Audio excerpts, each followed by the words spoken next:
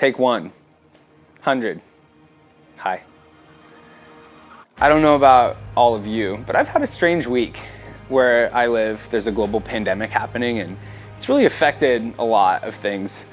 And obviously I'm being sarcastic, but I keep having these like moments where I'm like, is this real? I'm in my garage. I've set up this lovely blanket backdrop and a couple lights.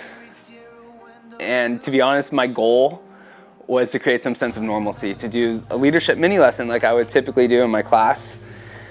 And the reality is there's nothing normal about this. The fact that I can't like go outside and be around people is so hard for me.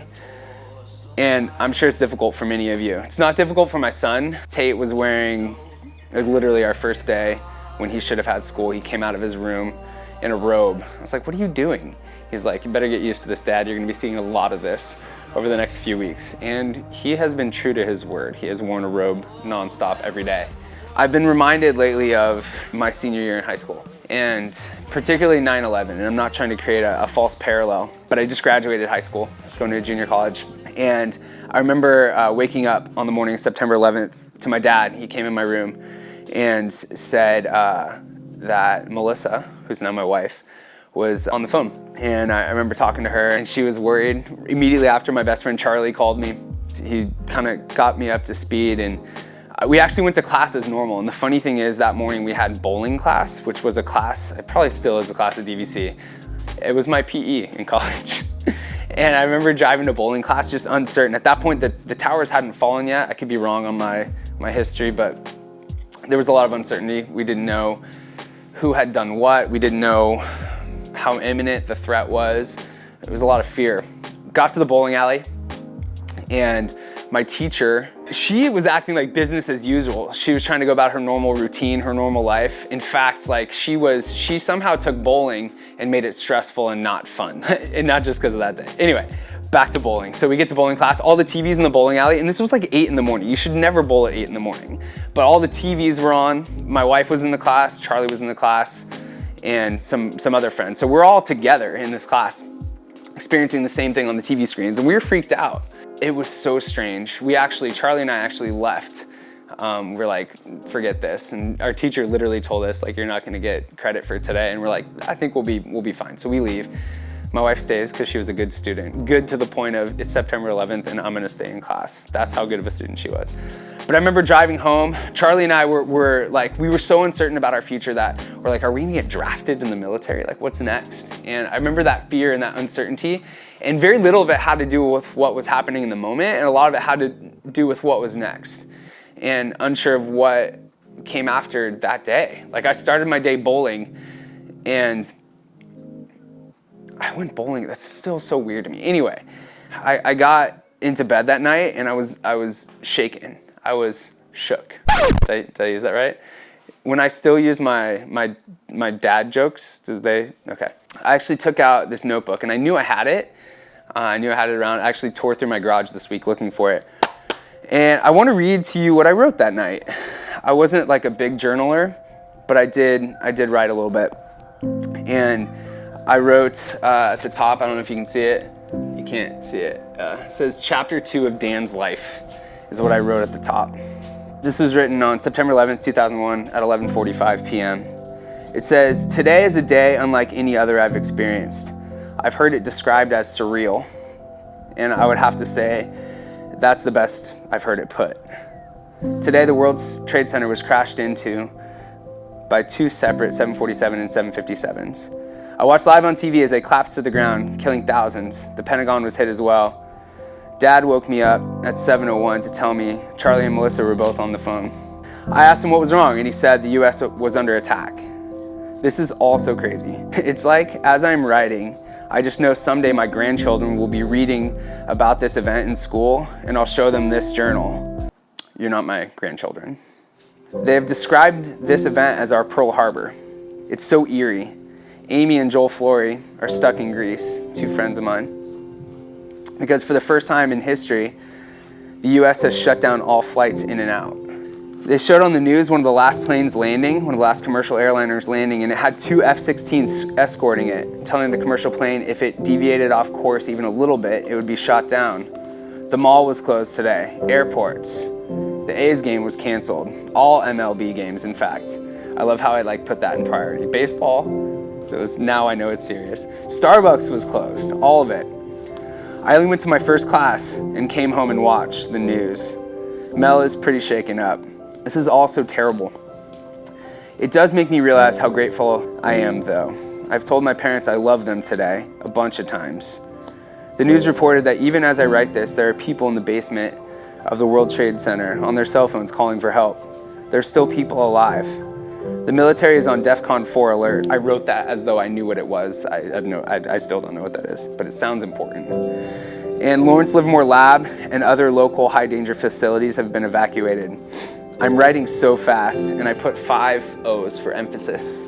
They think it's a terrorist group led by Ben Laden. I wrote his name Ben, like Benjamin. Anyway, I just heard a jet outside my window. It was really loud and it startled me. It was quick too. My parents heard it as well. I still can't believe all of this. Every channel on TV from ESPN to MTV had news coverage on hundreds of firefighters have been lost. My dad was a firefighter, so that one definitely hit me. They have aircraft carriers now in New York, guarding with 5 other battleships. This is so scary. My mom showed me a Bible verse just now, and it said, 1,000 may fall at your side, 10,000 at your right hand, but it will not come near you if you make the Lord your dwelling. I pray that my family stays safe, and Mel and her family stays safe, and my friends stay safe. And everyone involved, I pray that they're protected. I hope I'm strong and willing to follow whatever needs to be done. If it's going to war or wherever, I hope I have the confidence and strength to go. I'm thankful for my family and Melissa. I just hope I can have peace and that our nation can be healed. And it's funny because I remember writing this. I remember writing in my bed and just being scared. And again, like I said, it wasn't just scared of what was happening in the moment, it was scared of what's next. And I'm not trying to put words in your mouth, but I feel like in the conversations I've had with many of the students over the past week, it's kind of been that. It's that sense of what's next? What happens with college? What happens with these classes that I haven't finished yet? There's a sport I've been playing since I was 4, and is it gone? Has it been taken away from me? I feel like we all have some version of that story. In the midst of all of this, I remember the thing that got me through that really uncertain period of my life was focusing on and trying to identify the things I could control and the things I couldn't control. And I feel like that's the big parallel to now. I wish I could tell you that all these events that you've worked so hard, putting time, effort, energy, creativity, I wish I could tell you all those events would happen, and I honestly don't know. And so my challenge to you is to focus on what you can control and what you can't control. I'm gonna put a little assignment in the description down below. First thing I want you to do is make a list of all the things you can control. And it might not be a long list, but I want you to write those down. Your attitude, the way you treat people, the texts you can send to people, that maybe even writing a physical letter that you sanitize first. What are the things you can control? And then I want you to make a list of, especially if you're someone who is a control person, maybe this will be a longer list, but what are the things that you're worried about but you can't control right now? So what can you control and what can't you control? The last thing I want you to do is this. I want you to get a journal. It could be a piece of paper.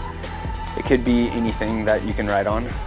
And I want you to write something. It could be a journal entry. It could be a prayer. It could be a letter to your future self. It could be a letter to your kids. It could be a letter to your grandkids. And I want you to write it out because I'm confident you're gonna come through this. I don't know what that's gonna look like, but I think there will be an other side of this where 20 years later, however many, I can't do the math, I think it's 19 years later, you can do what I did, where you go up into your attic or whatever it is, and you have your 12-year-old kid and your 10-year-old kid and your 5-year-old kid safe in your house, and your spouse who you love. I mean, that may be not what you have, but I'm in such a different place now than the scared kid who wrote this.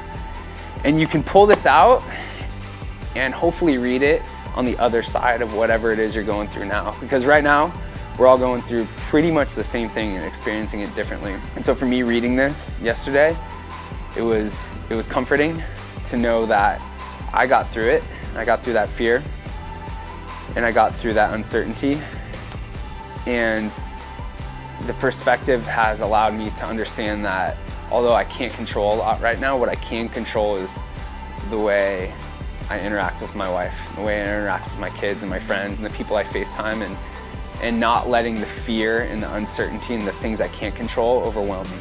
So make that list of the things you can control.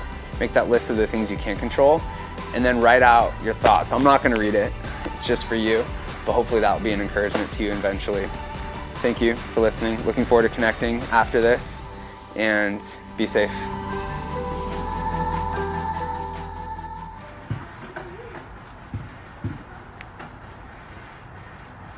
What are you taking a picture of? I'm proud of you for doing your chores. Oh, gross.